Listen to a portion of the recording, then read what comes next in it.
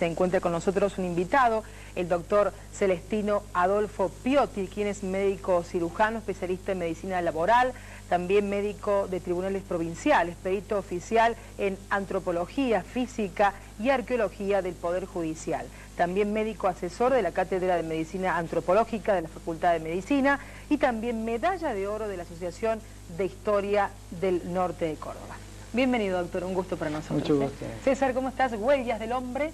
Un gusto y bueno, nuevamente en este programa tan prestigioso de nuestra casa, de Prointel CBA, y para destacar justamente como lo hemos hecho a lo largo de, de casi 3 años, la actividad de científicos, tanto del extranjero, como gente, por ejemplo, argentinos que se destacan como en NASA, como lo teníamos al doctor Miguel Ángel Moreno y demás, porque, creemos, es parte de la filosofía de esta casa, tratar de brindar el apoyo de los medios de comunicación para difundir, divulgar aquellas actividades que realizan especialistas en forma silenciosa, realizan un trabajo en aporte al conocimiento. Y en este caso, el doctor Celestino Piotti, una persona muy destacada del ámbito científico de Córdoba, que, como decimos, silenciosamente, con el apoyo de las autoridades universitarias, ha logrado descubrir restos de antiguos o primitivos habitantes de Córdoba, en este caso los comechingones, que datan de la época prehispana, es decir, antes de la llegada de los españoles a estas tierras, y que vamos a ir viendo imágenes. Le vamos a preguntar al doctor Piotti, ¿cómo llega a encontrar ese lugar? ¿En qué se basó, doctor, para sus descubrimientos? En este caso no nos basamos directamente en ningún tema científico, sino que fue solicitado por el dueño del campo, del lugar. Él había encontrado algo que no sabía de qué se trataba y quería que lo estuviéramos. Estamos viendo imágenes, doctor, de el descubrimiento, ¿no es cierto?, de los primeros restos. ¿Ahí qué es lo que estamos observando, doctor? Esa es la primera parte de la exhumación del esqueleto, en donde ya aparece la bóveda craneana, la parte superior del cráneo. Aparentemente ahí todavía no sabemos qué es lo que vamos a encontrar. Estamos descubriendo la parte superficial del terreno. Doctor, ¿esto en qué localidad es? Esto es cerca de unos 15 kilómetros más o menos, o cercano a Salzacate, sí, la localidad de Salzacate. Vamos a tratar de no precisar mucho el lugar, porque también hay personas que con el ámbito a lo mejor de tener un recuerdo pueden llegar a producir un daño a descubrimientos arqueológicos importantes. Doctor, ¿cómo se logra determinar que esta persona pertenece al periodo prehispánico, que se trataría de asentamientos comechingones? El asentamiento comechingón en la zona es muy florida en cuanto a este tipo de horizonte cultural. Y luego la antigüedad, eso se puede comparar con otros enterratorios, sobre todo el tipo de posición en el que estaba enterrado.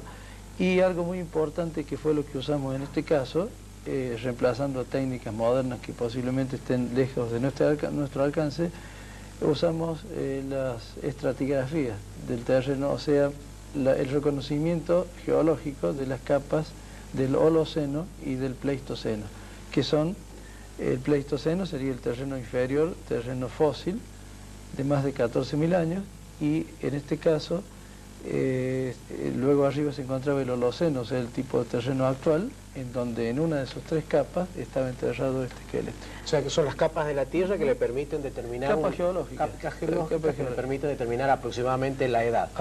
Hay casos en donde sirve, en este caso fue muy útil, en otros casos no sirve, porque puede ser enterrado a distinta profundidad el esqueleto. Doctor Piotti, una vez rescatados estos restos arqueológicos, ¿dónde lo han guardado? ¿En un museo? ¿Lo están estudiando en algún lugar? El paso fue el siguiente: luego de la exhumación nos dedicamos a la parte de laboratorio, que llevó bastante tiempo, y luego de eso lo armamos en la posición fetal similar a la que fue encontrado, con técnicas propias, acrílicos y formas de solidificación de los huesos, y luego fue donado a la Facultad de Medicina de la Universidad Nacional de Córdoba, a la Cátedra de Medicina Antropológica. Doctor, estamos hablando de un individuo, ¿de qué características, qué edad aproximadamente? Aproximadamente era un individuo de sexo masculino, de 20 años al momento de su muerte, y que Tenía una altura de 1,71 m más o menos. Bueno, y con las características digamos, indígenas. O sea, al decir esto estoy diciendo de que el esqueleto en esa época estaba adaptado para la vida de esa época. Si no hubiera estado así las características y la tipología morfológica y antropológica actual, por ejemplo, no hubiera podido acondicionarse a la vida de esa época. ¿Qué significa acondicionarse? Lo digo más simple. El esqueleto tenía, si bien es un hombre de la especie humana actual, es un Homo sapiens sapiens, de los tardíos ya, ¿no es cierto? El esqueleto y toda la constitución anatómica le permitía vivir en esa época. O sea, en épocas prehispánicas en donde era todo muy natural. ¿No? Por una alimentación de tipo natural, ¿a eso la alimentación, y sobre todo no solo la alimentación natural, sino el confundirse con el reino, con los otros dos reinos del momento. ¿No? Claro. ¿Van a seguir excavando, doctor, la zona, el terreno? No, en esa zona posiblemente ya no, yo no voy a seguir excavando. Vale también rescatar, Gabriela, que vamos a mostrar el próximo lunes de qué manera, porque esta es la primera parte del trabajo, de qué manera el doctor Pioti logró armar una tarea muy precisa y requiere fundamentalmente de paciencia y de mucho conocimiento, logró armar este esqueleto. Artesanal, diríamos casi. Claro, para que finalmente pudiera ser estudiado por los especialistas en Córdoba.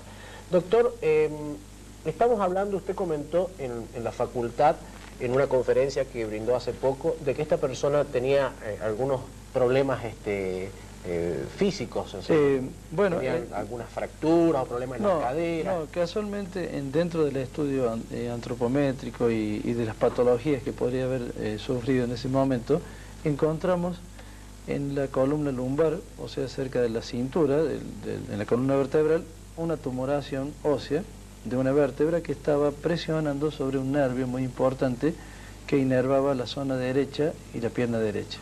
De tal manera que es muy posible que este individuo, si bien no murió de esa patología, pero ha sufrido bastante el llevarla. Ha sido una persona que ha tenido muchos dolores en su vida. Yo diría que por lo menos por la patología es así. Doctor, ¿el esqueleto que se ha encontrado es prácticamente completo de este individuo? Es casi completo, faltaría las manos, todo lo que sea hueso del pie, de la mano y de las piernas. ¿Por qué no se encontró eso? Bueno, esos son misterios, esas son indiscreciones de la arqueología, ¿no es cierto? Porque no se puede saber si lo enterraron faltando los miembros inferiores o si en alguna corriente de agua del río, el río Jaime que estaba cerca, puede haberlo desplazado a otro lado, ¿no? No tenían costumbres antropófagos, caníbales, ¿no? En Córdoba se vieron costumbres caníbales, muy pocas, pero se vieron. No creo que sea este caso. ¿Y rituales así de que pudieran haberle cortado las manos o los pies por una cuestión de rito religioso? Y es muy poco probable por las costumbres, pero tal vez en algunos casos los rituales de guerra, o sea, de los trofeos del indio vencido por otra tribu, que era sometido y le hacían todo este tipo de mutilaciones, ya sea vivo o muerto.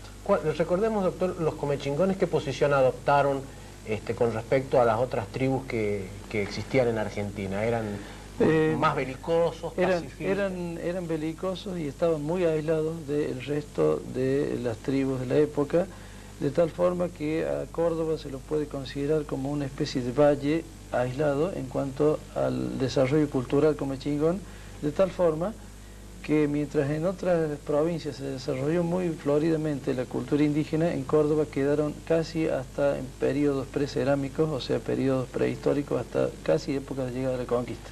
Vamos a ver también dentro de instantes imágenes de dónde fue encontrado el lugar y también las características, bueno, ahí eso es parte de la mandíbula, doctor. Eso es la mandíbula inferior y se destaca ahí el desgaste típico de los dientes y muelas del aborigen. Por la alimentación. Claro, es fundamental en la antropología porque un hombre actual no tiene un desgaste de los dientes como el indígena, entonces eso lo diferencia también. Eso significa que, por ejemplo, bueno, se puede determinar el tipo de alimentación por... Claro. el tipo de alimentación, y no solo eso, sino que ellos usaban su mandíbula como una pinza o una morsa para poder trabajar. Todo lo que ellos trabajaban, o lo que ellos ataban o cortaban, lo sostenían mordiéndolo con la boca. O sea, por ejemplo, cueros. Claro, entonces los dientes se gastaban de una forma típica, que es, usted encuentra una mandíbula y se da cuenta si es indígena o no, o es primitiva o no. Volviendo en el caso, por ejemplo, de los comechingones, ¿se extendieron por todo Córdoba o fuera la región central? Claro, los comechingones se extendieron de la zona central de Córdoba hacia el oeste, el valle de Tras la Sierra, y luego tuvieron un contacto muy directo con el norte de Córdoba, con los sanavirones, o sea, los indios de Salavina, de Santiago del Estero. Esa es la localidad, bueno, un paraje realmente paradisíaco donde se encontró el lugar. Mire, realmente es envidiable donde vivía este individuo y lógicamente lo que hasta ese momento estaba todo oculto bajo los estratos de tierra, una vez encontrado adquiere mucho más valor por haber sido la vivienda de un aborigen. Ahora, eso hace pensar, doctor, que recordamos que este es un lugar que está tras la sierra, en la zona de Salzacate. Sí.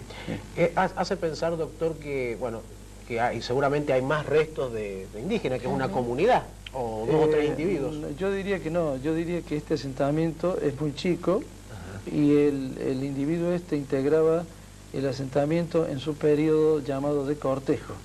O sea, es en el periodo en donde este individuo había logrado formar su familia. Entonces tenía, por el tipo de mortero que se encontraron, por los desgastes de los morteros en tiempo, ¿no es cierto? El desgaste de la piedra. Perdón, doctor, ¿qué estamos viendo ahora que usted mostraba? Bueno, ahí estamos viendo los abrigos donde vivía. Detrás de esa maleza se encuentran 2 abrigos semisubterráneos debajo de grandes rocas, en donde inclusive todavía quedan marcados en el fondo la parte oscura de los fogones, que hacía del humo de los fogones, ¿no? ¿Y eso qué altura tenía, doctor, esos abrigos? Y ese abrigo, ¿1 metro hacia la superficie y otro metro enterrado bajo tierra. ¿Una persona cabe o 2? En este caso, más de 2, sí. Más de 2 personas. Sí.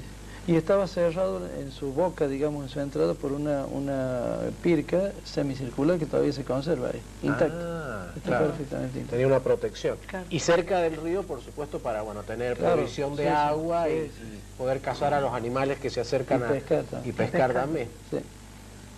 ¿Y por qué, doctor, piensa usted que no va a continuar algún problema con los lugareños? Lo que pasa es que tendría que tener autorización del dueño del campo, que yo creo que quiere preservar y hace muy bien en cuidar todo eso que se mantuvo tan intacto como hasta ahora, ¿no es cierto? Imagínense que son casi 1000 años en donde no se tocó nada. Claro. Entonces, yo creo que la intención de los dueños del campo es esa, de conservar todavía, y hace muy bien en hacerlo. Doctor, también usted en alguna ocasión, hablando justamente para lograr una de las expediciones que pensamos hacer en nuestro programa de Huellas del Hombre, de asentamientos en el norte de la provincia de Córdoba. Sí, bueno, yo hace 25 años que estoy dando vuelta por toda esa zona y hay varios asentamientos para estudiar o para dar a conocer. Doctor, ¿en esto recibe apoyo usted de las autoridades provinciales, de la universidad, o es prácticamente todo a pulmón?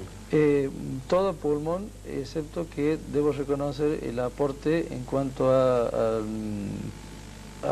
vehículos, como he obtenido en una última expedición que hicimos hace poco al norte. ¿Eso qué es, doctor, que estamos viendo?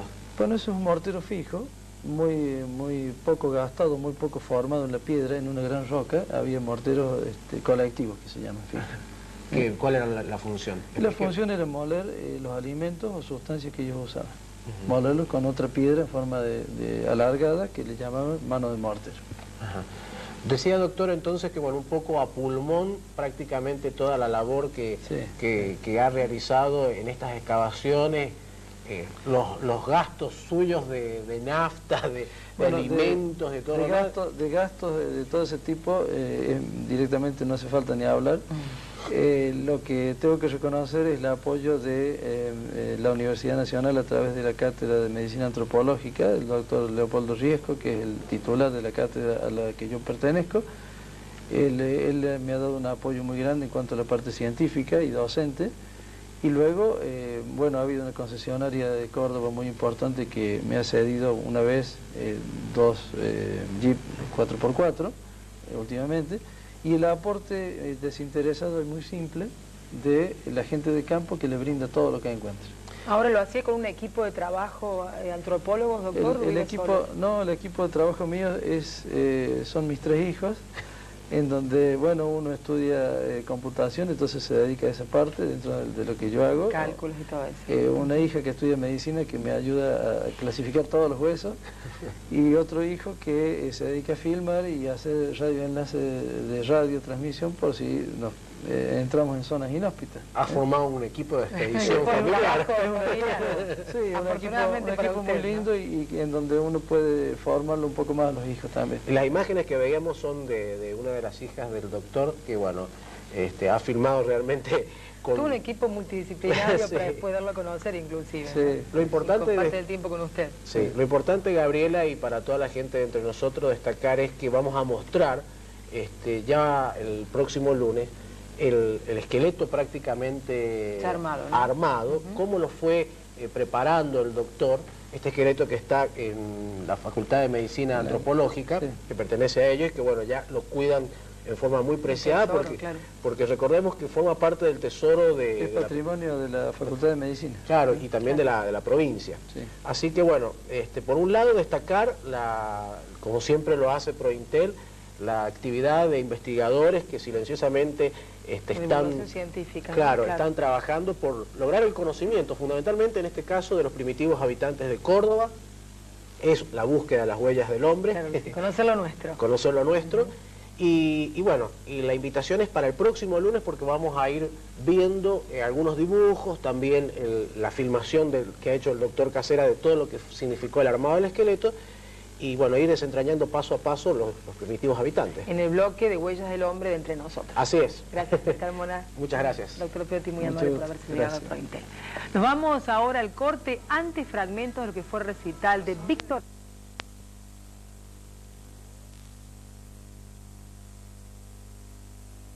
Descubrimientos arqueológicos. En este caso, el doctor Celestino Adolfo Piotti lo había realizado en Salzacate, y prosigue esta charla junto a César Carmona, una persona también especializada al respecto. ¿Qué tal? ¿Cómo les va? Muy bien. Quedó pendiente una promesa, ¿no? Sí, así es. La construcción del esqueleto. Claro, el lunes pasado mostrábamos bueno, de qué manera con mucha paciencia se lograba desenterrar un esqueleto que perteneció a un individuo de la cultura comechingón, de un periodo prehispánico, o sea, unos aproximadamente 1000 años de antigüedad.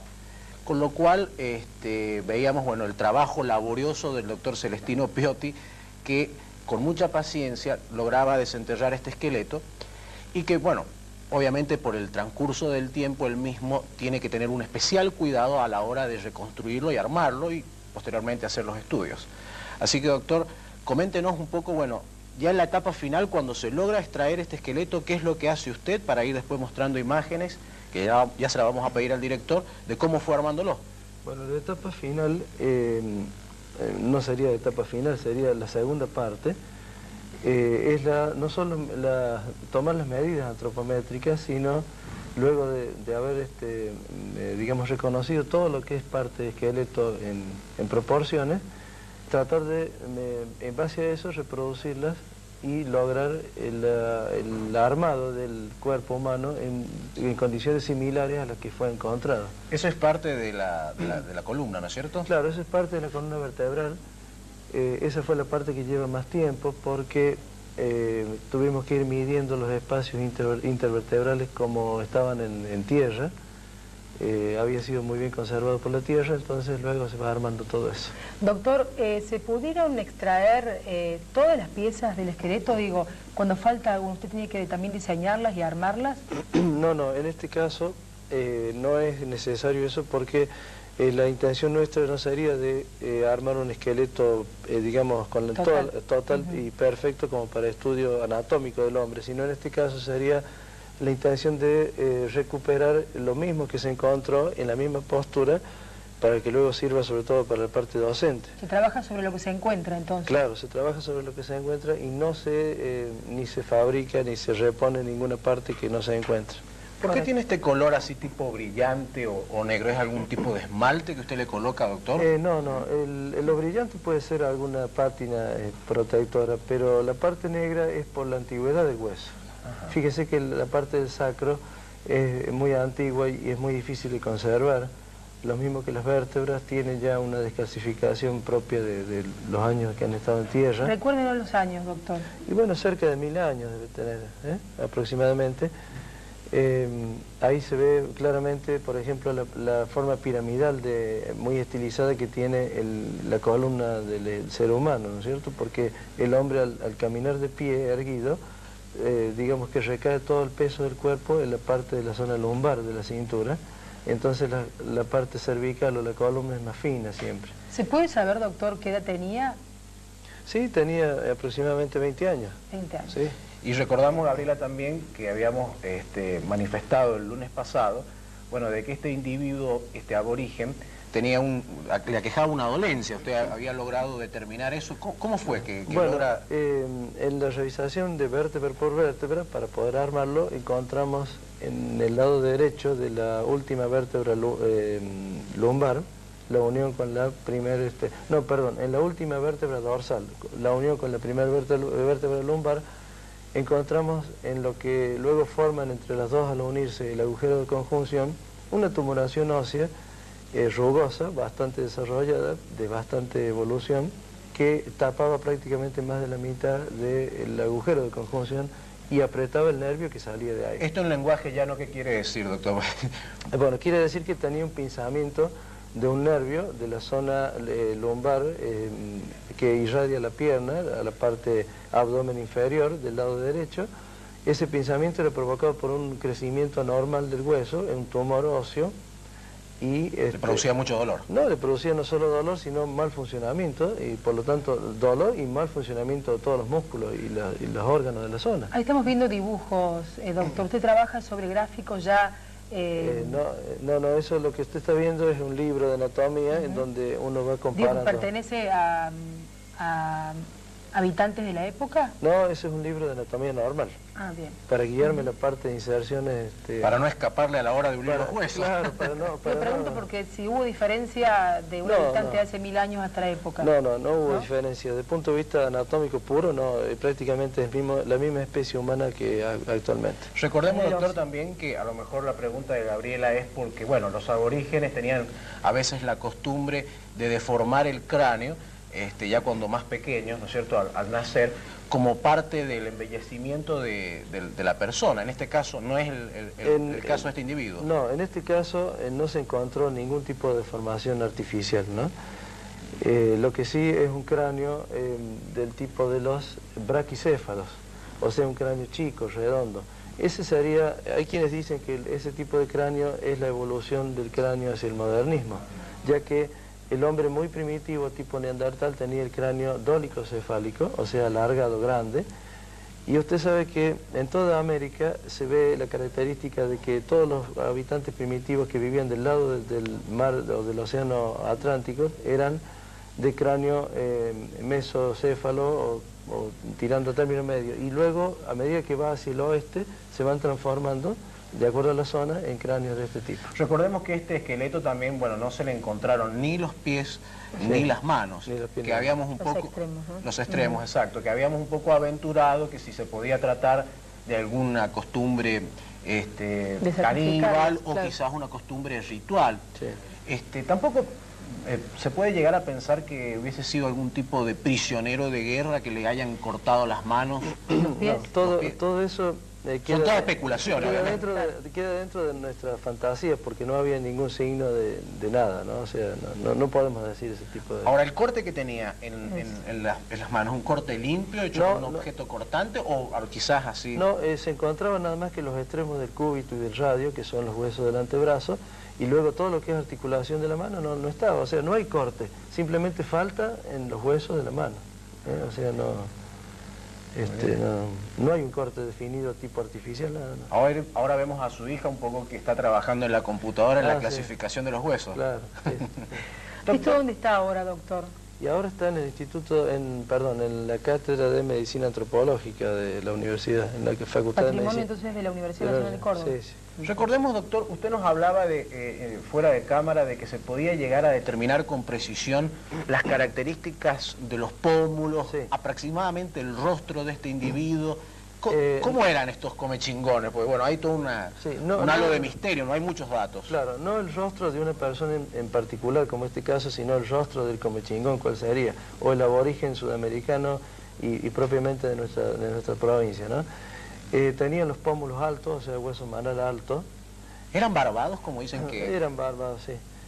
Porque los aborígenes argentinos generalmente no usaban barba, los acomechingones se destacaban quizás por eso. Son distintas razas, distintas etnias, ¿no?, de los aborígenes. ¿A qué etnia pertenece? Bueno, este es etnia comechingón.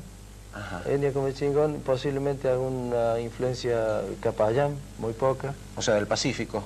De la zona de San Juan, de su tierra. Ajá. Por ahí, ¿Cómo se pegan las piezas, doctora? ¿Alguna sustancia especial? Bueno, uno prueba con todo tipo de adhesivos más o menos conocidos, y luego ve qué resultado tiene, porque al estar tan poroso la vértebra, por lo general no toma una impregnación total, entonces suelen despegarse, ¿no? Hay que tener mucha paciencia en esas cosas.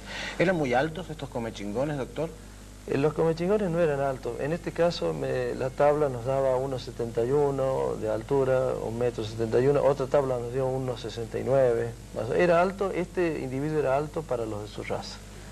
Doctor, ¿y las costumbres de los comechingones? Bueno, ya habíamos hablado un poco el lunes pasado de que eran bastante belicosos, sí. Que los españoles tuvieron alguna dificultad a la hora de conquistarlos y que se basaban un poco en usar espías o lenguaraces de las otras tribus como para poder comunicarse. ¿Qué pasó con los comechingones? ¿Por qué no hay descendientes o realmente los hay? ¿Quedan algunos...? Bueno, el comechingón es un hombre que es un grupo indígena que llegó hasta muy cerca de la conquista con ese primitivismo que otras razas ya lo perdieron mucho antes de tiempo, ¿no? Convengamos que estaban cerca de la edad de piedra. Claro, ellos hasta la época de la conquista reunían las características de ser sedentarios y agroalfareros, y por otro lado también reunían lo de cazador nómade, ¿no?, en sus costumbres.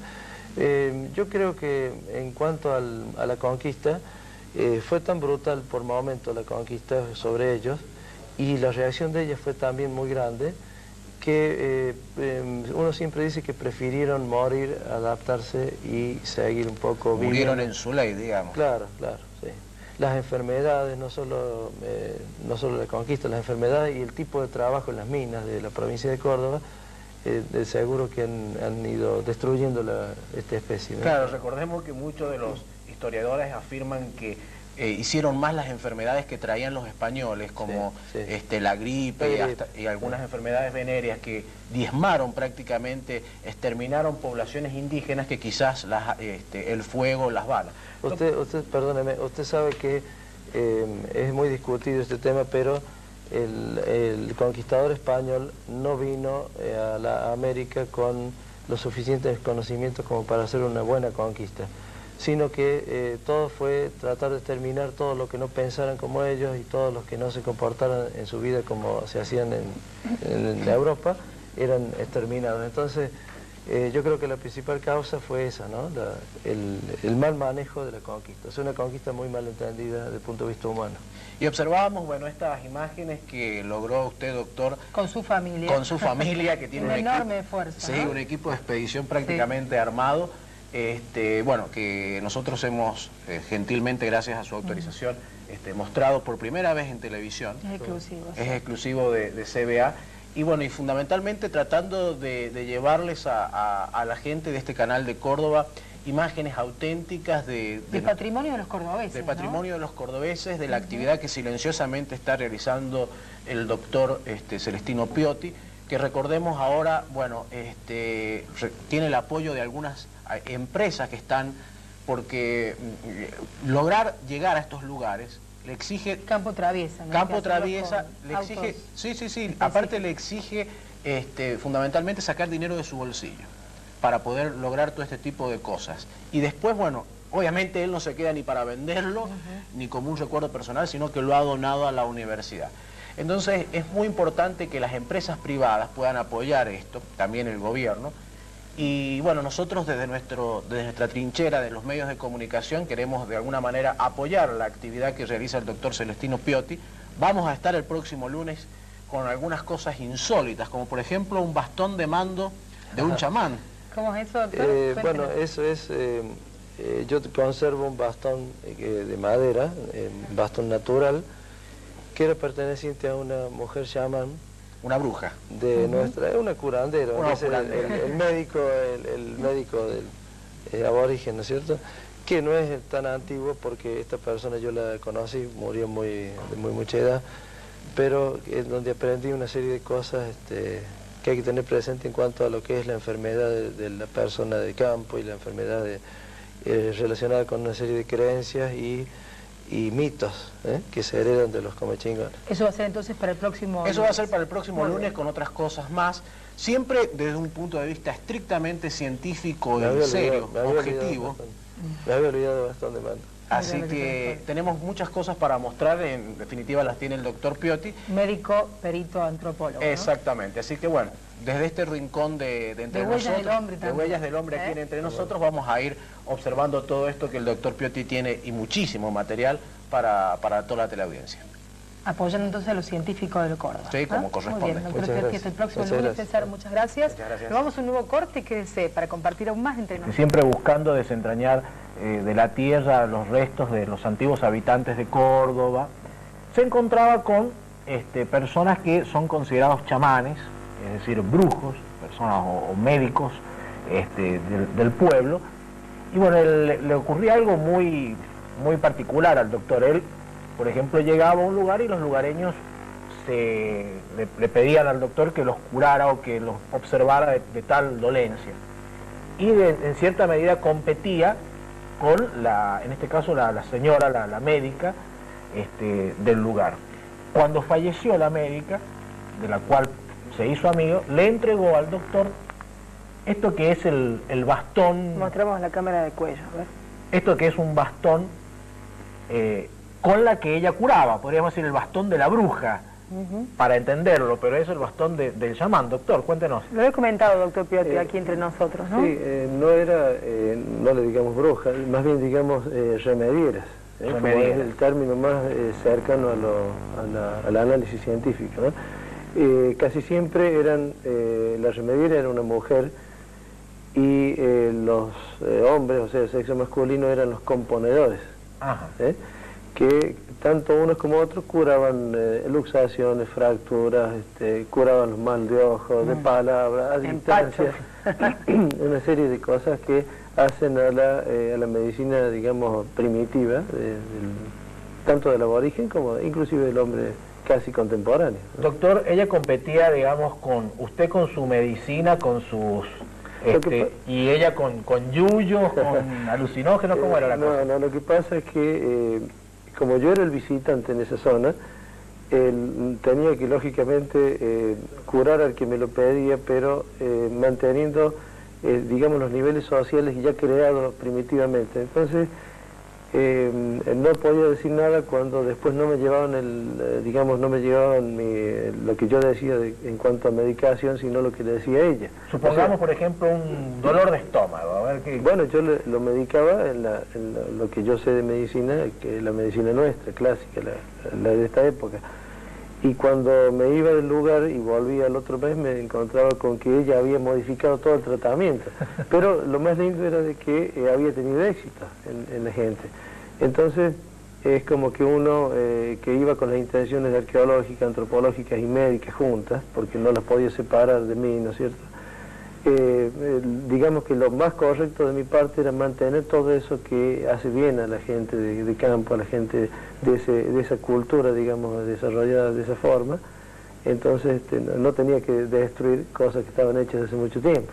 Doctor, ellas apelaban, estos médicos o estos ¿cómo dijo? Remedieras. Apelaban a cosas que, bueno, Claro. están en el folclore popular, como por ejemplo Está mostrando. esta cola de una cascabel. Sí, no solo usaban como, digamos, símbolos para sus curaciones, sino que también usaban la grasa de la víbora para fricciones de ciertos dolores.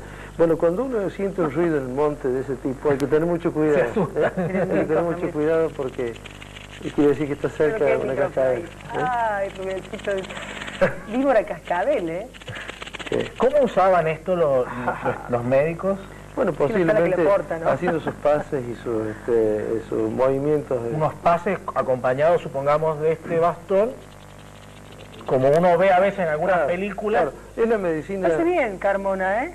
Puede ganar la vida. Es la medicina un poco psicosomática, Sí, ¿no? sí, sí. Que ellos ya la manejaban muy bien, casi mejor que los médicos nuestros.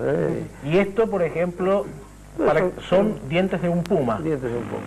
y servían para... Y lo mismo, tendría que ser todo el ajuar que ellos tenían como para imponerse frente a la persona y en fin, manejar esto a su antojo y influyendo en la parte anímica de... Vienen a reemplazar la medicina de laboratorio de los médicos convencionales, ¿no? Y ahora, Sí. algo que el doctor encontró en la zona del lago San Roque es el cráneo de un individuo, de una mujer, que tiene la particularidad, acá Rodolfo, que ha sido operado, un cráneo trepanado, que los indios en su momento hacían operaciones de cerebro utilizando un punzón de madera o de piedra. Cuéntenos, doctor, cómo se hacían estas operaciones.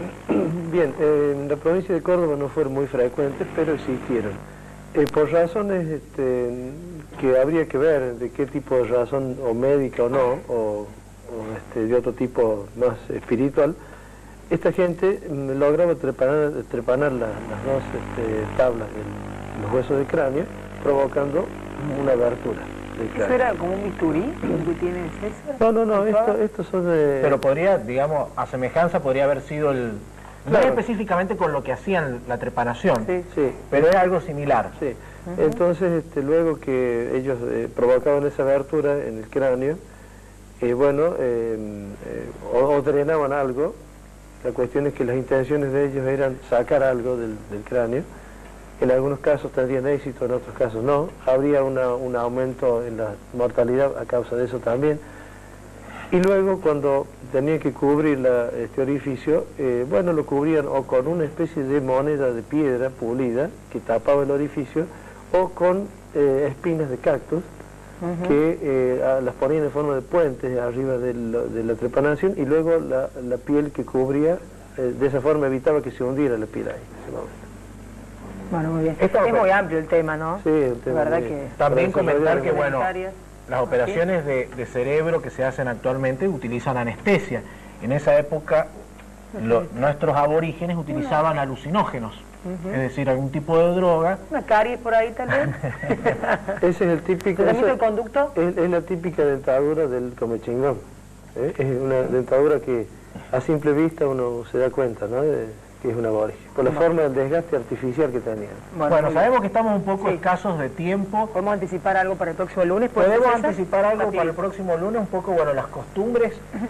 Porque la gente no conoce y cree que en el pasado nuestro no existía costumbre, no existían culturas. Nosotros, desde nuestro bloque de Huellas del Hombre en Entre Nosotros, vamos a ir con el doctor Piotti mostrando la cultura de los comechingones, nuestra tierra, nuestra gente, y sobre todo valorando esto, su forma de pensar, su forma de conocer el entorno, el cosmos en el que vivían, y fundamentalmente conociendo nuestras raíces. El doctor Piotti hace 30, 40 años que está detrás de esto, y bueno... No tanto, no soy tan viejo. No, está grande. Bueno, 25 años. 25 años. 25 entonces. años. El próximo lunes podemos ahondar en el tema, ¿puede ser? Sí, cómo no. Gracias por Mucho- estar, César, como Bueno, siempre. gracias. Muy amable. Juan Adrenrat, ¿sí? Sí, quien es médico, perito, antropólogo. ¿Qué tal, doctor? ¿Cómo anda usted? ¿Cómo está, señora? Bueno. Vamos a hablar, en estos tiempos que se habla tanto de la violencia en nuestra sociedad, vamos a hablar un poco de la violencia en el pasado, que quizás... Algo que siempre estuvo presente, Sí. como podemos observar. Quizás sea una de las características del hombre, pero en este caso, bueno, con más características de la lucha por la supervivencia, que a lo mejor tribal. El doctor Piotti, que como ustedes saben es un profundo investigador, médico antropólogo, en sus distintas incursiones nos ha traído acá las características de cómo, por ejemplo, nuestros aborígenes utilizaban las famosas flechas del aborigen. Y la punta de flecha, porque bueno, el doctor a lo mejor nos puede explicar mejor de cómo se conformaba esta arma letal. Lo usaban como punta de proyectil, ¿no? Claro, la punta de flecha es lo que normalmente se conoce así como ese nombre, ¿no? Pero en aquella época, sobre todo en la preconquista, teníamos que llamarle punta de proyectil. Vamos viendo entonces, doctor, las imágenes. ¿Ustedes tienen este nylon para protegerlos? No, doctor, téngalo. Lo tengo, bueno. Sí. Para evitar el reflejo de... Lo tengo en ese nylon para evitar que se rompan una con otra. Bueno, vaya describiéndolo, por favor, doctor. Bueno, son puntas de proyectil muy variadas en cuanto al tiempo. Por ejemplo esta, doctor. Bueno, ¿qué característica es? La característica es una punta de cuarzo del lago San Roque. Ajá. Es típica como chingón, lo mismo que los extremos. Aquellos extremos amarillos son puntas de proyectil muy elaboradas, ajá, bifaciales. Usted sabe que decir bifacial o monofacial en el tallado lo tengo, doctor. Significaría hablar de una gran diferencia de evolución en el tiempo de la técnica sobre la piedra, ¿no? O sea que... ¿Cómo hacían estos son naturales estas piedras o ellos le utilizaban algún tipo de elemento contundente para crearle filo y darle esa forma? La técnica de la elaboración es técnica por presión, o sea, técnica en donde se va presionando con dos piedras más chicas, los bordes hasta darle un filo de ambos lados, ¿no? Un filo muy, muy elaborado, no sé si se verá bien en forma clara a través del nylon. Esa técnica es característica del comechingón. Si es más antigua, como ser esta, que es una yampitín clásica. A ver, ya la mostramos, doctora, esta. Es hecha por percusión. Ahora, doctor, bueno, esta es la yampitín. Sí. ¿Cómo se perforaba? ¿Cómo se colocaba dentro de...? Claro, se engarzaba, digamos, en el extremo de una varilla, una vara de vegetal, y depende de las épocas, era fijada o con tientos animales o con tientos vegetales, inclusive se llegó a fijar con resinas de árbol. Ahora, ¿esto no le daba poca consistencia al arma? Bueno, le daba una letalidad bastante importante, porque esa digamos, forma de atarlo a la vara vegetal, o una rama de un árbol, por ejemplo, hacía de que en el momento que fuera lanceado un animal, posiblemente se desprendía la punta de proyectil y quedaba dentro del animal. Y luego con el movimiento de este ser, o de un animal o un hombre, al moverse, seguía cortando por dentro y provocaba grandes hemorragias. Doctor, utilizaba